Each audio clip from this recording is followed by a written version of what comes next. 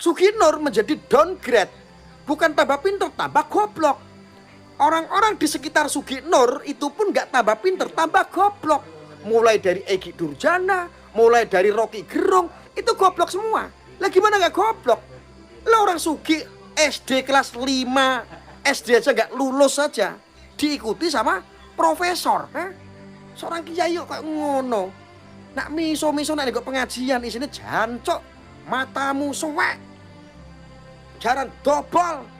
Ngono ini ditanya katanya, itu kata-kata keakraban. Ini Sugi Nur. SD nggak lulus, ngaji nggak bisa, anak kiai bukan, nyantri nggak tahu, nggak pernah.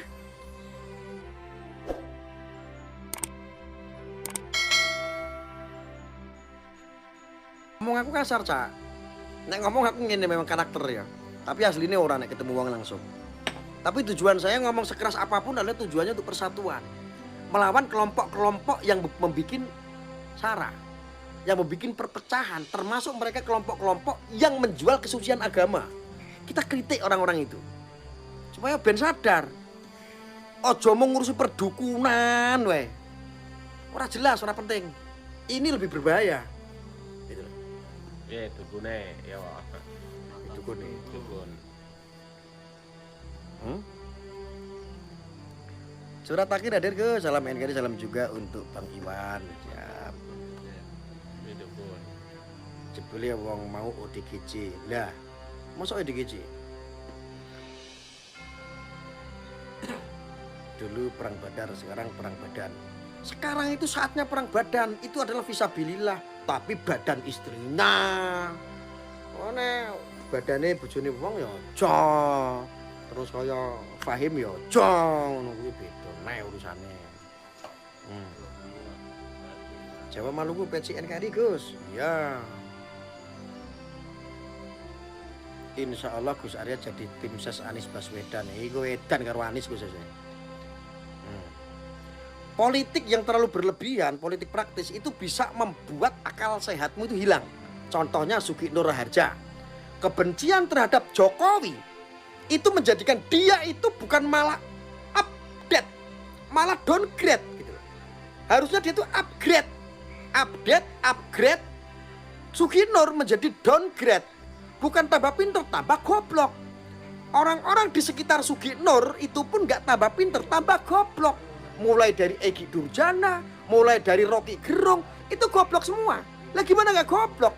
Lah orang Sugi SD kelas 5, SD aja gak lulus saja, diikuti sama profesor. Ini orang goblok-goblok. Gitu loh. Apalagi berbicara menuntut ijazahnya Jokowi palsu. Dia sendiri saja gak punya ijazah. Toh seandainya dikasih lihat ijazah aslinya Pak Jokowi, jawabannya pasti begini. Masa ini asli, kenapa? Dia gak pernah ngelihat ijazah asli. Ijazah SD aja dia gak punya. Bagaimana bisa membedakan mana ijazah palsu dan asli? Seorang kiai kok ngono. Nak miso-miso nak kok pengajian isinya jancok, matamu suwek, jaran dobol. Ngono ini ditanya katanya. Itu kata-kata keakraban. Tahu nek aku nek ngomong karo kowe, matamu suwek ngono kuwi keakraban apa piye? Ya. Miso apa keakraban? Aku mesti diantemi. Ora lah. Iki koclok itu loh. Ini koclok. Matamu suwek. Itu katanya bahasa keakraban. Akhirnya apa? Ketika kadron-kadron cara berpikirnya seperti itu, kiainya seperti itu, ya jamaahnya rusak semua otaknya. Ya rusak. Nanti kalau akrab sama bapaknya dikatain begini, Pak matamu suwek. Piye jal? Gara-gara keakraban. Ini koclok ini kelompok-kelompok koclok beragama tapi nggak menggunakan pikiran, hanya menggunakan otak. Kan lucu gitu. Nah, ya kayak begitu modelnya. Ya. Jadi pembenci terhadap Jokowi itu nyaris menjadi goblok otomatis. Bukan tambah pinter. Ya. Picek Gus matane ya. Micek-micek nih wong, iku miso. Iki ngonek-ngonek ke, dudu bahasa keakraban bukan. Dan ini jamaahnya, wah. rasis karena kiainya seperti itu gitu.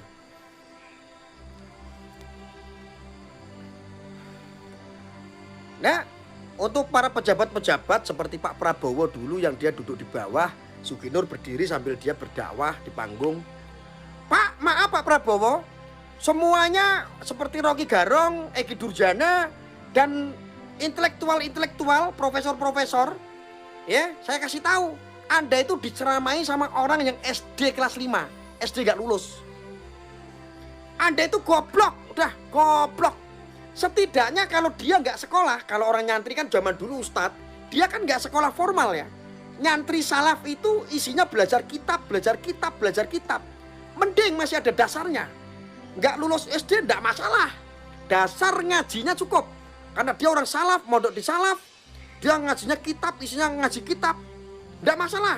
Sama kayak saya dulu. Saya nggak ada kurikulum waktu mondok. Saya mondok di salaf. Isinya hanya ngaji, nggak ada sekolahan. Di dalam pondok nggak ada sekolahan zaman dulu itu. Nggak masalah, ada dasarnya. Setidaknya gitu loh. Ini Sugi Nur. SD nggak lulus, ngaji nggak bisa, anak kiai bukan, nyantri nggak tahu, nggak pernah.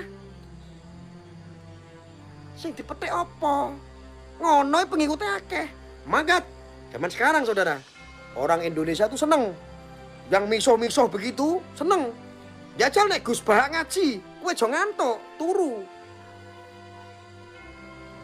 Yang isinya daging malah kita nggak mau. Kalau yang miso-miso seneng. Ah itu ada lobbynya kadron. Umat-umat kadron seperti itu karena sukanya konflik gitu. Konflik. Ya. Ngopo to, Beb? Keras, keris wae. Engko dikatakan syirik, murtad. Nah kayak ini keris.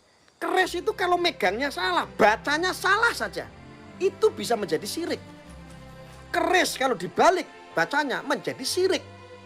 Sama halnya kalau kita mempercayai keris ini yang sebagai peninggalan sejarah nenek moyang kita, sebagai budaya Nusantara. Kalau kita menisbatkan keris ini adalah sakti dan kita menyembah, ini bisa menjadi syirik. Maka orang-orang yang pegang keris itu adalah orang-orang yang sakti, yang imannya kuat. Yang goreng-goreng itu bahwa keris ini adalah syirik. Mereka adalah orang-orang yang tidak beriman sendiri. Kenapa? Tidak menghargai budaya. Tidak memaknai budaya bahwa ini peninggalan leluhur. Wah mas, tiba kejublek kerisnya. Keris bu, sih gue kabeh kepiye to.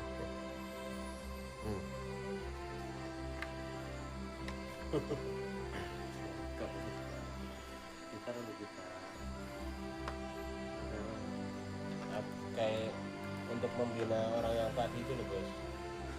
Loh kalau yang tadi itu teroris itu datang. Iya. Upama keris ini tak keluarkan begini, tak taruh nih kok batu etok iki lho sadem. Ngene tok iki lho langsung. Adem bos. Wadem lho iki lho keris naga. Jadi aku diobati benar. Iki lho naga sasra.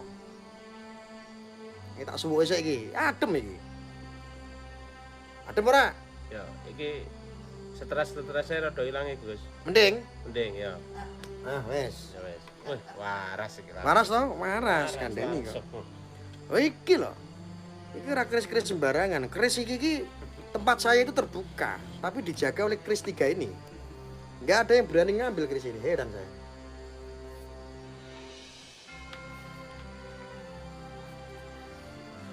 Keris pati.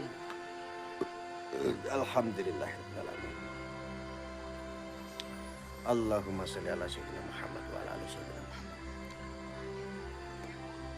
Keris petir Gus? Enggak, kita enggak punya keris petir Pak. Kita punyanya keris bledek. Keris bledek saya kemarin sudah ditonton ada sekitar 500.000 orang. Sisuk jipuk Gus, ora ono sing wani njikuk keris iki. Keris iki cuma non telu sing tak entokke ning ngarep nggo jaga. Nggak ada.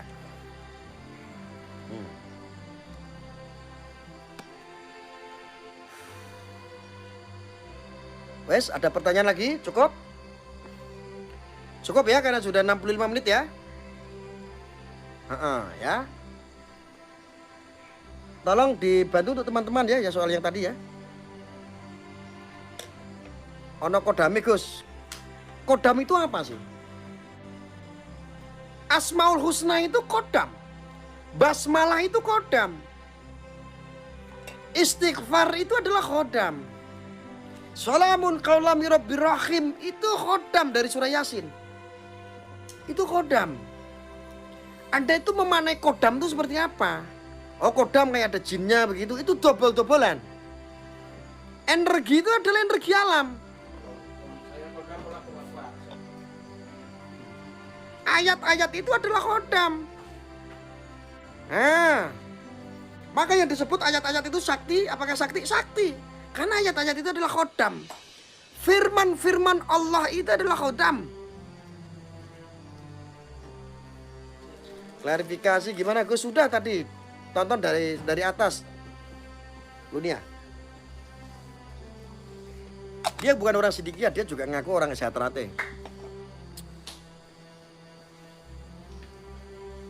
Levelnya dinaikin lagi Gus, sudah dulu ya.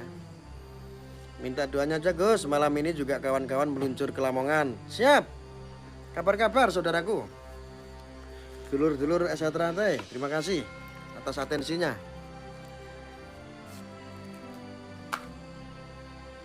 Tuh, kamu hati-hati ya, Nurkholis, kamu hati-hati. Kamu sedang dicari orang banyak, hati-hati. Hati-hati ya.